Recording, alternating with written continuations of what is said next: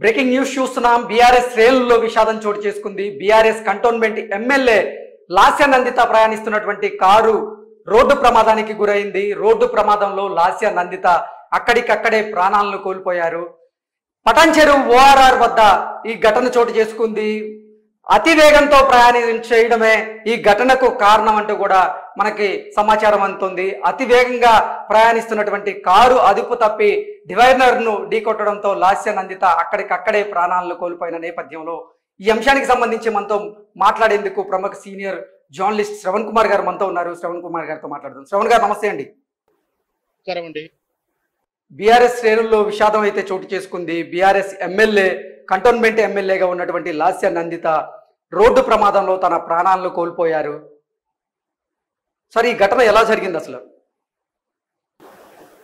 పొద్దున్నే ఈ దుర్వార్త వినాల్సి వచ్చిన పరిస్థితి వచ్చాయి. వాస్తవానికి లాస్య నందిత గారికి మృత్యు వెంటాడుతుందా అంటే అట్లనే సమాధానం. ఎందుకంటే రీసెంట్గా నల్గొండల బహిరంగ సభకు బయలుదేరి వస్తున్న క్రమంలో కూడా సేమ్ ఇదే విధంగా వేగం వల్ల అదుపు తప్పి ఎదురుగా వచ్చిన వాహనాన్ని తప్పించే ప్రయత్నంలో అక్కడ కూడా ప్రమాదానికి గురైనటువంటి. అయితే ఆ రోజు సురక్షితంగా ప్రాణాలతో బయటపడి చాలా హ్యాపీగా ఫీల్చుకుందని కూడా చెప్పారు. దీనికి ముందు యాదృచ్ఛికంగా కూడా మొన్న డిసెంబరు 23వ తారీఖు అంటే ఎన్నికలు అయిపోయిన తర్వాత ఎమ్మెల్యే గెలిచిన తర్వాత ఒక హాస్పిటల్ ఓపెనింగ్కి వెళ్ళి తిరిగి వస్తున్న క్రమంలో లిఫ్ట్లోకి ఎక్కడం, లిఫ్ట్లో ఎక్కిన డోర్ మూసుకున్న తర్వాత అంటే లిమిటెడ్ మించినటువంటి వ్యక్తులు మంది ఎక్కువగా ఉండటం వల్ల బరువుకు అది ఓపెన్ అవ్వలేదు. అంటే మూమెంట్ పైకి వెళ్ళలేదు, కిందికి వెళ్ళకుండా స్ట్రక్ అవ్వడం. దాదాపు half an hour about 45 minutes about ఆ లిఫ్ట్ డోర్లు ఓపెన్ కాక ఆయన హైరాణ పడి చివరకు లిఫ్ట్ డోర్లు బ్రదలు కొట్టి తీయాల్సిన పరిస్థితి. ఆ రోజు అది ప్రమాదం దుర్ఘటన కాదు, కానీ కొంచెం ఇబ్బందికర పరిస్థితులు అని చెప్పవచ్చు. అది పెద్దగా అప్పుడు లెక్క చేయలే. కానీ ఎప్పుడైతే నల్గొండ తర్వాత ప్రమాదానికి గురైనప్పుడు కొంచెం చెడు శకునంలా కనిపించినట్టుగా అనిపించింది. కుటుంబీకులు కానీ, ఆ అభిమానులు కానీ, కంటోన్మెంట్ ప్రజలు కానీ కొంచెం ఆందోళన చెందారు. ఎందుకంటే ఆ తండ్రి గారు అయినటువంటి సాయన గారు ఆ కంటోన్మెంట్ ప్రజలకు ఏ విధంగా సేవలు చేశాడో అందరికి తెలుసు. అందరి వాడిగా ఉంటూ ఎంతమంది రాజకీయ నాయకులు, ఎన్ని పార్టీలు, ఎన్నో రకాలైన వ్యక్తులు వచ్చి పోటీ చేసిన సాయన్న గారు మొదటి నుంచి ఏ పార్టీలోనూ ఆయననే గెలిపించుకుంటూ వస్తుంది కంటోన్మెంట్ ప్రజలు. తెలుగుదేశం తరఫున 4 సార్లు ఎమ్మెల్యే గెలిచాడు కంటోన్మెంట్. ఆ తర్వాత అనేక రాజకీయ పరిణామాలతోటి ఆయన బీఆర్ఎస్ పార్టీలోకి వచ్చినప్పుడు పార్టీ సాయం తక్కువగా అయిపోయింది. దాంతో పాటు అక్కడ ఆ డివిజన్ కార్పొరేట్ కంటోన్మెంట్ బోర్డు కాబట్టి మెంబర్స్ అంటారు.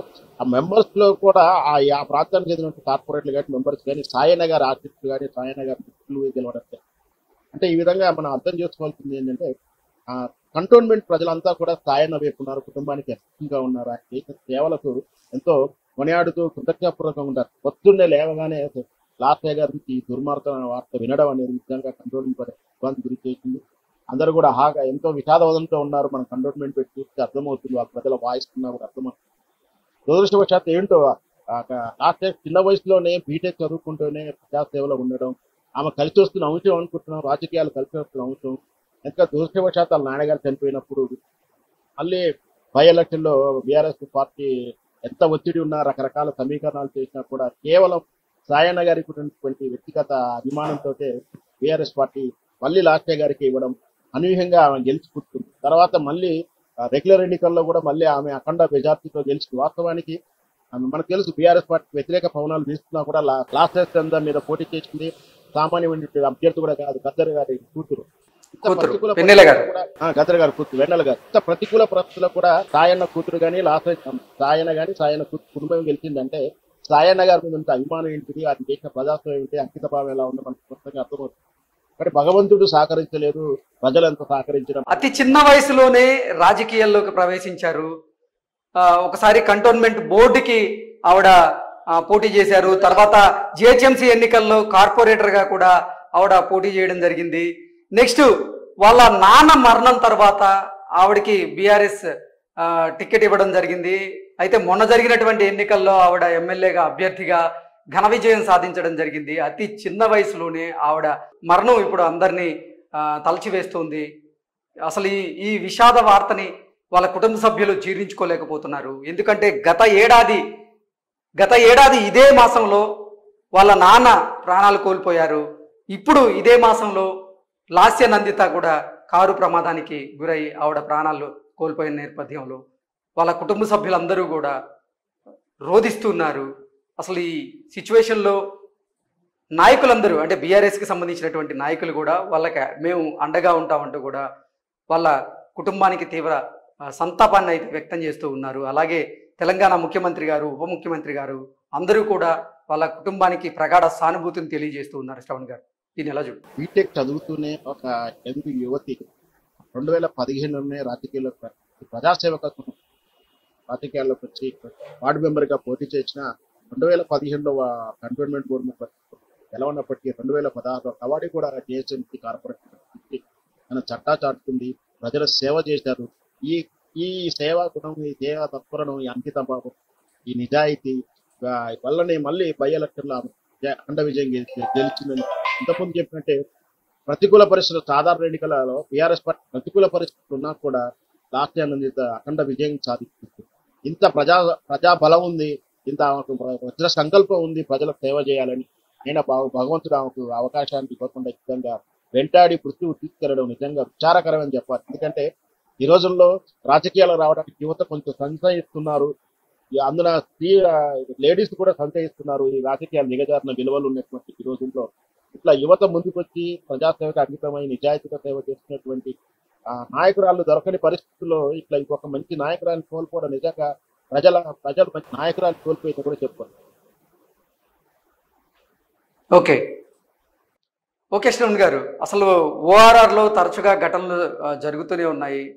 మనం ఇన్ని కఠినమైనటువంటి చట్టాలు తీసుకొచ్చినప్పటికీ అంటే అతివేగమే ఇటువంటి ఘటనలకు కారణమవుతున్నప్పటికీ కూడా ఈ వేగం అయితే తగ్గించేటువంటి చర్యలు తీసుకోవట్లేదు. దీన్ని ఎలా చూడొచ్చు? అసలు ప్రజాప్రతినిధిగా అతివేగమే ఆవిడ ప్రాణాలని, ఇప్పుడు ప్రజాప్రతినిధిగా ఉన్నటువంటి లాస్య గారి ప్రాణాలే ఇప్పుడు బలిగొంది ఓఆర్ఆర్ మీద మనం తరచుగా చూసుకున్నట్లయితే వాహనాలు అతివేగంగా ప్రయాణం చేస్తూ ఉంటాయి. అక్కడ స్పీడ్ గన్లు ఏర్పాటు చేసినప్పటికీ కూడా ఎవరు కూడా స్పీడ్ లిమిట్ పాటించడం అనేది మనం చూడము. అవునండి, ప్రమాదాల కారణాలు ముఖ్యంగా కంట్రోల్ చేయలేనంత స్పీడ్ లెవెల్లో వాహనాలు ప్రయాణిస్తాయి. అది ఒకటి, మనం ఒక్కటే కాదు, మనం ఎంత జాగ్రత్త నడుపుతున్నా కూడా ఎదురుగా వచ్చే వాహనాలు అధికంగా రావడం, వాటిని తప్పించే క్రమంలో నిన్న నల్గొండలో కూడా జరిగింది కూడా అదే. ఎదురుగా వస్తున్న వాహనాన్ని తప్పించే క్రమంలోనే ప్రమాదానికి గురైంది. బహుశా ఇది కూడా అలాంటిది. అతివేగం అయితే కాకపోవచ్చు, అతివేగం అంటే కంట్రోల్ చేసేంత వేగం ఉంటుంది. మనకు తెలుసు ఓఆర్ఆర్ అంటే ఇక్కడ రెగ్యులర్ రోడ్డు కాకుండా కొంచెం విశాలంగా ఉంటాయి, స్పీడ్గా పోయే అవకాశాలు ఉంటాయి. అయినా కూడా స్పీడ్ గన్స్ ఉంటాయి, అన్ని రకాలైనటువంటి చర్యలు ఉంటాయి. ఇక్కడ ఇంకొకటి ఏంటంటే ఆ స్పీడ్ గన్స్ ఇన్ఫ్లుయెన్స్ చేయలేదు, అంటే ఏ వెహికల్ అయినా క్యాచ్ చేస్తుంది. ఎమ్మెల్యే వెహికల్ అనో, లేకపోతే ఎంపీ వెహికల్ అనో, లేకపోతే మన ప్రభుత్వ సిబ్బంది వెహికల్ అనే కదా, అన్నిటి కూడా స్కాన్ చేసేసి వాటికి రిపోర్ట్స్ ఇస్తుంది, పెనాల్టీ ఇస్తుంది. అంటే ఇక్కడ ఓఆర్ఆర్లో పనిచేస్తున్నటువంటి ఆ స్పీడ్ గన్లు పనిచేస్తూనే ఉన్నాయి. కానీ కొందరు అంకిత భావం లేకుండా, మరి కొందరైతే మరి నెంబర్ ప్లేట్ కనిపించకుండా ఏదైనా క్లాత్ కానీ మార్క్ వేసేసుకొని ఓఆర్ మీద ప్రయాణం చేసి మళ్ళీ ఓఆర్ఆర్ దిగగానే మళ్ళీ ఆ నెంబర్ ప్లేట్ తీయడం చాలా సార్లు చూస్తూనే ఉంటాం. సో అట్లాంటి వాళ్ళు కేర్లెస్ గా డ్రైవింగ్ చేయడం, ఇతరులకు ఇబ్బంది పెట్టడం, ఇది మళ్ళీ ఇంకోటి ఎర్లీ మార్నింగ్ ఎదురుగా వచ్చేటట్టు ఫోకస్ లైట్ కూడా ఇబ్బంది పెడుతుంటాయి డ్రైవర్లకు. బహుశా ఎలాంటిది ఏదైనా జరిగి ఉండవచ్చు. మొత్తం మీద లాస్య నందిత గారికి మళ్ళీ అంటే వెంటనే సుమారు 10-20 రోజుల వ్యవధి కూడా కాలేదు నల్గొండ ప్రమాదం. మీరు అన్నట్టు సాయన్న గారి వర్ధంతి కూడా మొదటి సంవత్సరం మొన్న 19వ తారీఖు నాడే జరిగింది. దాని వెంటనే 4 రోజులు కూడా కాలేదు, తండ్రి మరణించి ఏడాది పూర్తి అయ్యి 4 రోజుల్లో కాలేదు, మళ్ళీ తండ్రి వద్దకే చేరాల్సిన దుస్థితి వచ్చేసి పాపం మేడకు. ఎంతైనా సరే లాస్య లాంటి నాయకురాలి మళ్ళీ మనం ప్రజలకు అందిస్తే నాయకుడు దొరకడం అనేది అంత అప్పట్లో అంత సాధ్యమని, ఎందుకంటే అంత అంకితభావం ఉండాలి, ప్రజల పట్ల ప్రేమ ఉండాలి, సేవ చేయాలి. ఇవన్నీ కూడా నాయకులకు ఉండాల్సిన లక్షణాలు ఈ రోజుల్లో చాలా అరుదుగా కనిపిస్తుంది.